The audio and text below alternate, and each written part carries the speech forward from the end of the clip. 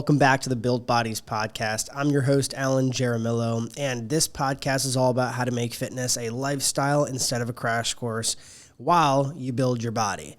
Now, in today's episode, it's actually more of like a heartfelt one, more talking about my own specific journey with training for an Ironman for 6 months, only to find out that I can't compete in the Ironman 2 weeks out because of an injury. So I'm going to dive into everything about that, as well as what went into the training for this for the last 6 months, what I wish I knew before, and also going over what's next. So if you've ever encountered an obstacle, something comes up in your life where you're just not able to execute something that you wish you would have been ready for, then this is definitely for you, because I'm going to talk a lot about getting through that, focusing on what you can control instead of what you can't control. And I'm going to talk about how I personally make decisions to move past these things that I don't have any control over, and I have to get over them to continue to make more progress in my life. So first thing that I wanted to do is explain what goes into a half Ironman and basically what that is. Now, a half Ironman is, it is 1.2 miles of swimming, 56 miles of cycling, and it's 13.1 miles of running, all in one day in one burst, okay? Now, the reason why I wanted to do this in the first place is because I started to really fall out of love with my training, okay? I started to feel like I'm very, in a stale position, and I started to not necessarily like bodybuilding too much. And for those of you who don't know, I have done one bodybuilding competition in the past, and my experience with that kind of deterred me from, doing future bodybuilding shows. Okay. And long story short, I didn't have an easy transitional period going from winning a competition to trying to maintain that physique. And that was, an expectation that I had that was, wrongfully set, I guess, because there is no world where you maintain a competition physique after a competition. However, that was my new identity. And my identity was really attached to how I looked, my level of body fat percentage that I was currently at. And I wanted to get into another sport that could be more about performance than it was looks-wise. And that's why I started looking at different athletes who did triathlons and different people that I personally looked up to and gained inspiration from, and made the decision to challenge myself in a field that I am not well rehearsed in. I am a bodybuilder at heart, and for me to do endurance training is a very tough thing to ask of, where my body currently is. Okay, I weigh 210 pounds, so most endurance athletes that you see are a lot lighter than that. So that's one thing that's very important to note here, is that where my background was. So I wanted to sink my teeth into this goal that is going to keep me busy for a while. So basically going into it, some things that I wish that I knew. And actually, before I go into that, I want to talk about the injury in and of itself, because I know some people have asked me many questions about why I won't be competing in the Ironman despite prepping for 6 entire months. So I have what's called peroneal tendinopathy. And basically what ended up happening is that I went on a 10-mile very hilly run in Pennsylvania. I was there visiting for a wedding, and I went on this 10-mile run. The day after, I actually was dancing all night. I was basically on my feet from 3:30 p.m. up until 1 a.m., and I guess it was just too much for my body to handle. It was too much for what my body was capable and ready to do. So I ended up limping the next day. Okay. Sunday I was limping. Monday I was limping. And I was also limping all the way to the gate to when I flew home back to Houston. And this is actually super, it's just crazy, because I had to get a wheelchair all the way from the entrance of the airport all the way to the gate. And then I thought I was going to be able to make it to the car, but I couldn't either. After we landed in Houston, my girlfriend had to wheel me all the way to back to the car where we parked. And it was just crazy, because I didn't think the injury was that bad. I thought I was going to be able to walk it off after a couple days, but it continued to persist. So Wednesday of that week, I went ahead and went to an orthopedic here in Houston, and he basically told me what was going on. He gave me 2 options. The 2 options were I could totally compete in the Ironman after taking 2 complete weeks off, but there's a chance that I will not finish that race, because I either make it worse, I can tear the tendon, and that would require surgery, and it would just be a lot worse, right? But I can get it done, and I can say that I completed a half Ironman, and I will be most likely injured or at least in a boot for 2 months plus. The second option was that there's another race, another day. I take 3 weeks of mandatory, just off from any type of triathlon training. I put my foot in a boot to minimize any type of stress to that tendon. And then from there, I will be able to get back on my feet a lot faster. However, I cannot compete in that specific Ironman. So I chose, obviously, option number 2, and that's because I wouldn't recommend to my own client to do something when they're injured. And, he was right. There's a race another day. I can race another day, and I would definitely be in a worse spot mentally if I had to take completely off from training the months of summer. I know that I would regret that decision if it did get worse. And it's a coin flip, basically. Like, I could make it through the race maybe, but if I get caught during a 56-mile bike ride and on mile 24, something happens, that's not going to be a good scenario. And that's something that me and my coach talked about at length for, 30 minutes plus, talking about different scenarios and what I felt comfortable doing versus what I, could force my body to do. And me and him both agreed that it wasn't worth it. So now I want to get into a couple things that I wish I knew before actually doing an Ironman, okay? And this is a sport that requires a crazy amount of work. So the first thing that I wish I knew is actually how much hours of training went into this, okay? This is, you're talking 10 plus hours of training for an Ironman per week. So that's something that has to fit into your current schedule, okay? Your habits around sleep, this is number 2. Your habits around sleep and recovery have to be top notch to be able to recover from the type of training that you do, because this isn't really what I actually thought. I thought that Ironman was going to be a lot easier to recover because weightlifting is pretty hard on the body, and it's been pretty hard on me over the years, and I've pushed my body to absolute crazy extremes. But when you do a task like swimming or something like running, you're repeatedly doing the same motion for an hour plus, and that is a lot worse for the body than it is to do three sets of 6 reps with moderately heavy weight. That really provides a lot of other challenges that I was not prepared for. So luckily my sleep habits are pretty good, but that's something that I wish I knew before going into this. Now, number 3 is that you're probably going to want to quit at least 3 to 4 times during your first triathlon experience. And I've heard this from myself, obviously, my clients that have done triathlons, as well as my coach, okay? And that is just simply because it's a very hard task to do. So my personal recommendation, coming from someone who wasn't able to make it to race day, is that I would give your runway for at least 8 to 12 total months if you're coming from a position that you are absolutely not conditioned to this style of training whatsoever. That's my honest truth, because I truly believe that if I took a more moderate approach and my body was ready and able to do it, and I was at a lower body weight, I would have been able to avoid this injury.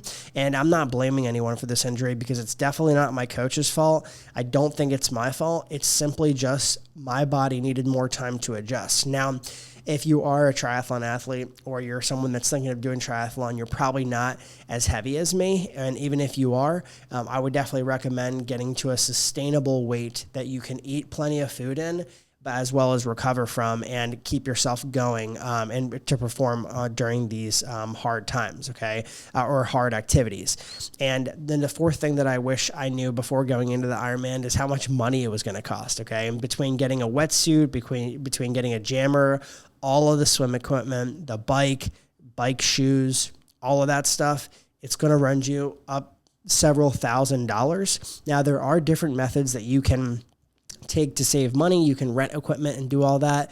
That's totally fine if you would like to rent equipment from people or buy it off Facebook Marketplace. But either way, it will run you up some money, and definitely more money than just paying for a gym membership. My bike was $3,000. Running shoes, expect to spend $500 every 6 months, I would say, because you want to have multiple running shoes in rotation so that you're not wearing any one specific one. And you might have some shoes that are meant equipment for speed workouts, etc. And then there's also multiple gym memberships. Not every gym has a pool, and swimming is part of an Ironman. So that's something that should definitely go into that decision moving forward. Okay. And I also wish that I knew this beforehand. One of my biggest reasons for doing this Ironman, besides just doing something hard to challenge myself, I wanted to do this Ironman because I actually thought it would improve my looks, okay?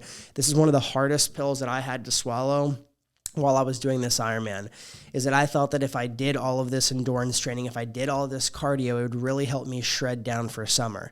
I was definitely wrong about that. And the reason why is because you cannot get shredded or toned based off of overdoing calorie burning activities, okay?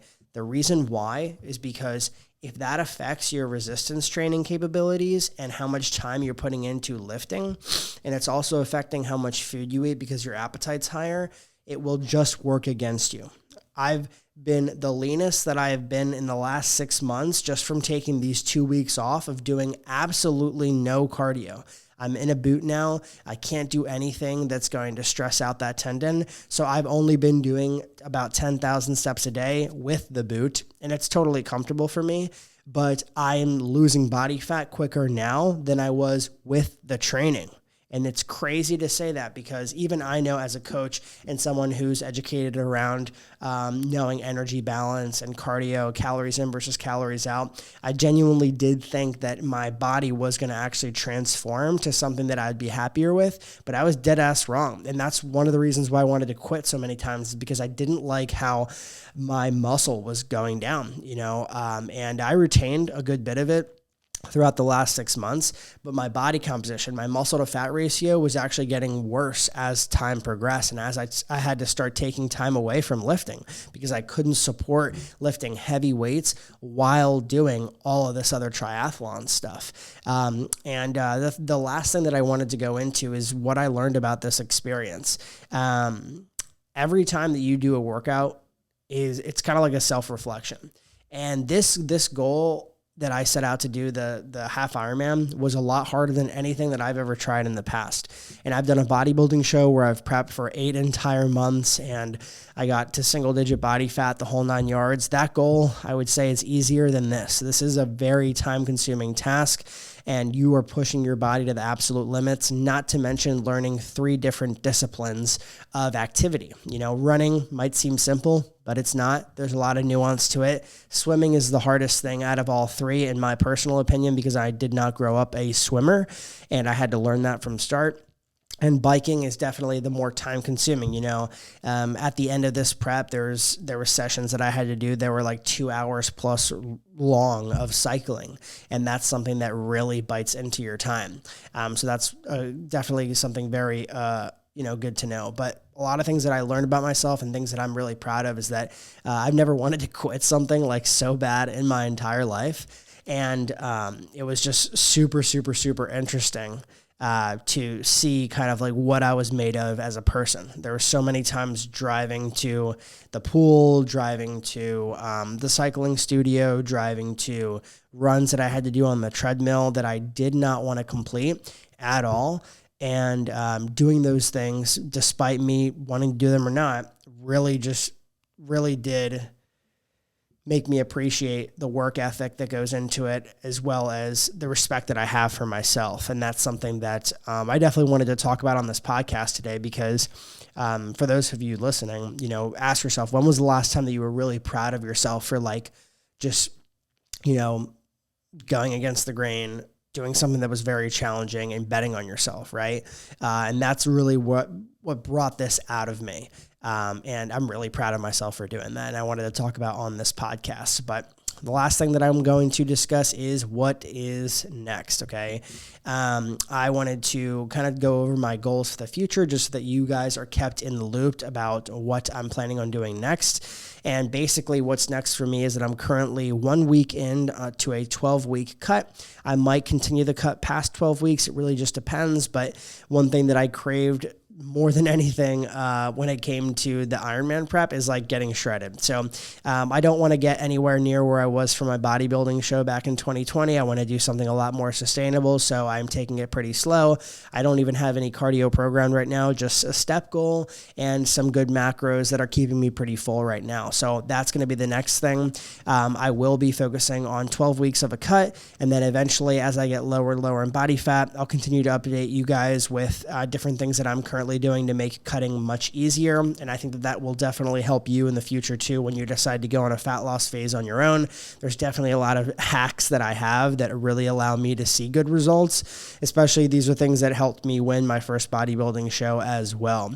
And the couple things that I might be doing is a diet break to sustain it. And then I'm also trying to change my body fat set point. And if you're unfamiliar with what a body fat set point really is that it's basically where your body sits at naturally. So for a long period of time, my body fat set point was much higher. And I used to sit at 220 pounds very comfortably, 225 pounds very comfortably. And then as I've dieted and then gained some muscle, gained some muscle over the years, my body fat set point is around 212 pounds. And that's where I naturally sit, whether if I follow my macros sometimes and I also go out to eat, that's kind of where my body naturally sits without me putting any pressure on it.